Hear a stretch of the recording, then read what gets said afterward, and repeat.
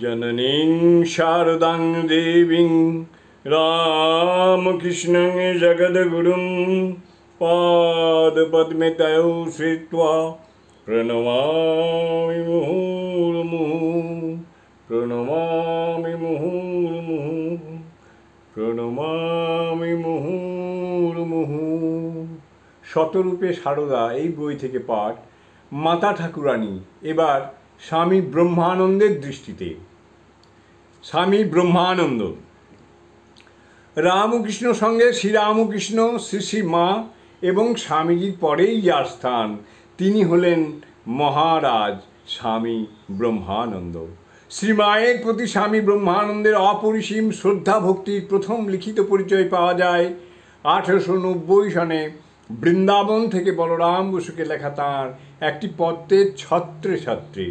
মাতা ঠাকুরানী গয়াধামে সত্তর যাইবেন লিখিয়াছেন এবং ঈশ্বর গয়াধাম হইতে আসিয়া বেলুর মঠে থাকিবেন। নিরঞ্জনের অত্যন্ত ভক্তি এবং শ্রদ্ধা মাতা ঠাকুরানীর উপর এবং আমাদের সকলেরই উচিত তাহার সেবা করা এবং তাহার কোনো কষ্ট না হয় দেখা।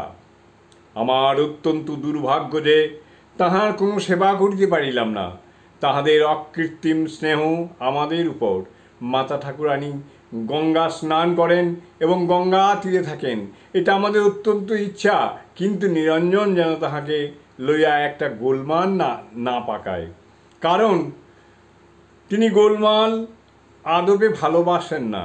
আমার অসংখ্য প্রণাম তাহার চরণে জানাইবেন এবং কহিবেন যেন আশীর্বাদ করেন তাহাদিগের চরণে আমার অচলা ভক্তি হয়।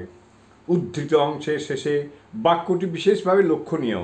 এখানে তাহাদিগের চরণে অর্থাৎ শ্রীরামকৃষ্ণ ও শ্রীমায়ের চরণে।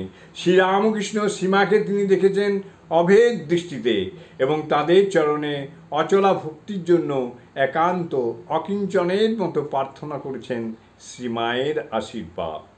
এই যে শ্রীমায়ের আশীর্বাদ প্রার্থনা, এটি নিতান্ত ভাবোচ্ছ্বাসের ব্যাপার নয়। এর মূলে রয়েছে একটি আন্তরিক প্রত্যক্ষ প্রজ্ঞালব্ধ প্রতীতি। এই প্রসঙ্গে স্বামী ব্রহ্মানন্দের একটি উপদেশ স্মরণীয়। সেখানে তিনি বলেছেন, ঠাকুরের কৃপা পেতে হলে প্রথমে মাকে প্রসন্ন করতে হবে। শ্রী শ্রী মাকে দেখলেই ঠাকুরকে দেখা হবে। জয় মা, জয় মা।